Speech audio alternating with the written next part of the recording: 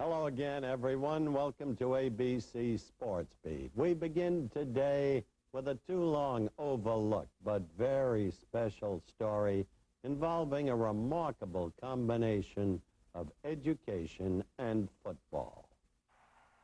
40 years of college and pro football. From the power and speed of Jim Brown to the aerial antics of the old San Diego Chargers. John Hadel throwing the Bambi, Lance Allworth. From the Sugar Bowl and the glory of an NCAA championship to the Super Bowl, the 1969 Miracle Jets, led by Joe Willie Namath, upsetting the Baltimore Colts. The football minds that engineered these golden moments were all weaned at the same institution, the Miami University of Ohio. The 15,000-student university is located in the small scenic town of Oxford, Ohio. The atmosphere quaint, the campus steeped in tradition. Founded in 1809, it is the home of the famed McGuffey Reader. Gave the nation its 23rd president, Benjamin Harrison. It has earned a reputation as the Yale of the West. The legacy of its first president, a Yale man who aspired to the same standards for his new school.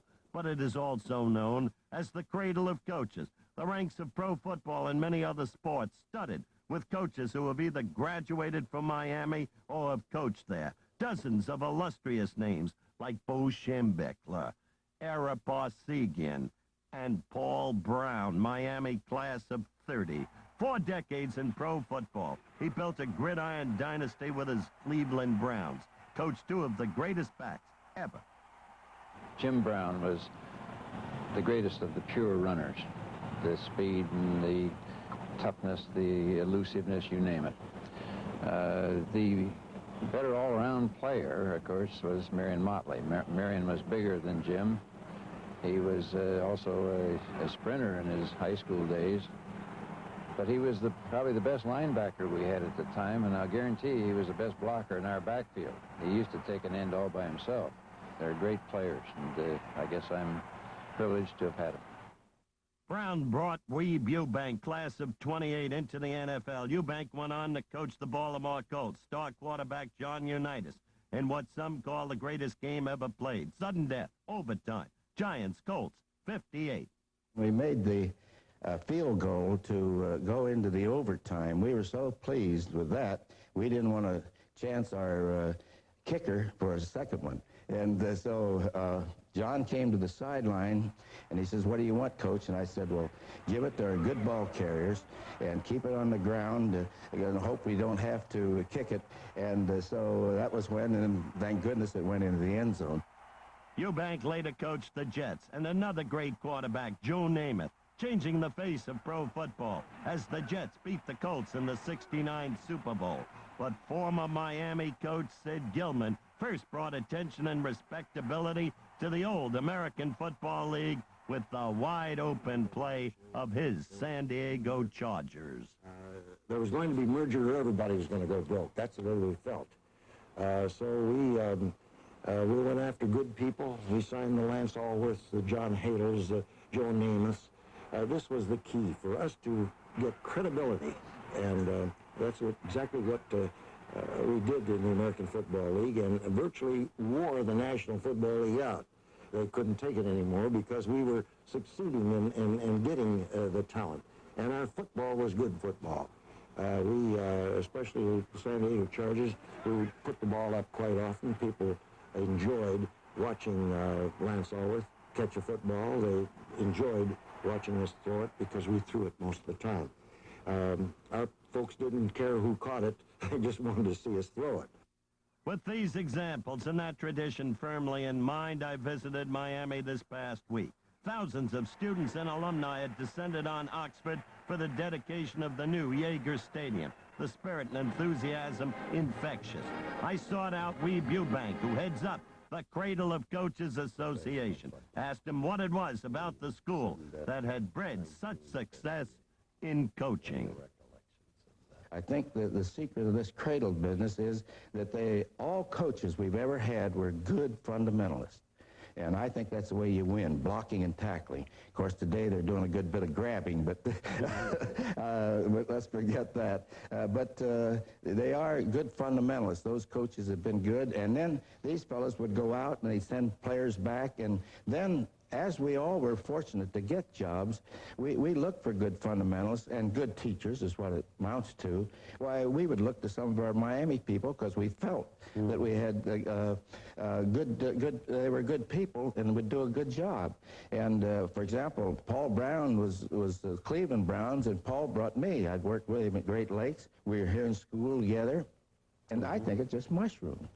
Mushroom it did. Miami coaches went forth from Oxford, Ohio to college campuses throughout the nation. Woody Hayes left Miami in 1950 for Ohio State.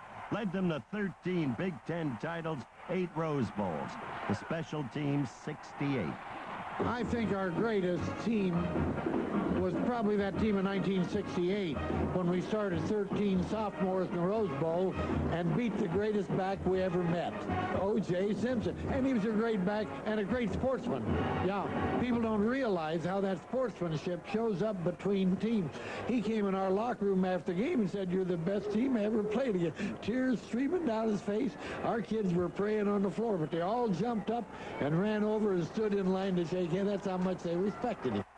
Hayes' 68 team stayed unbeaten until 69 when they faced Michigan, coached by one of his former Miami players, Bo Schembechler.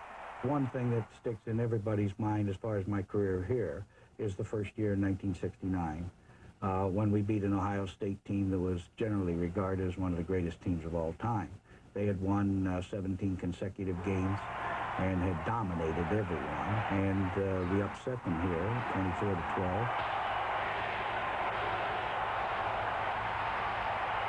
And there it is, what has to be the upset of the century. Yet another Miami head coach,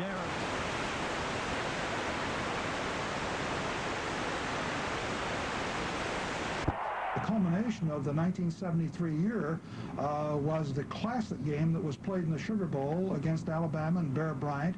It had the ingredients of everything because, you see, Notre Dame and Alabama had never played. Coach Bryant and I had never coached against one another. It was the Baptists and the Catholics, and of course it was the North against the South. There were so many explosive things, potentially explosive things within that game. But as that game concluded, unfortunately we won the ball game by 1 point, but there were no losers in that game. That same year, the web of success, spun by former Miami coaches, captured pro football's most coveted prize, the Super Bowl. It was the glory time for the Dolphins, the days of Zonka, Kick, and Warfield, the no-name defense unbeatable. Its architect, Bill Arnsparger, played under Gilman, coached with Hayes. His great time, the unbeaten year. You have to say that.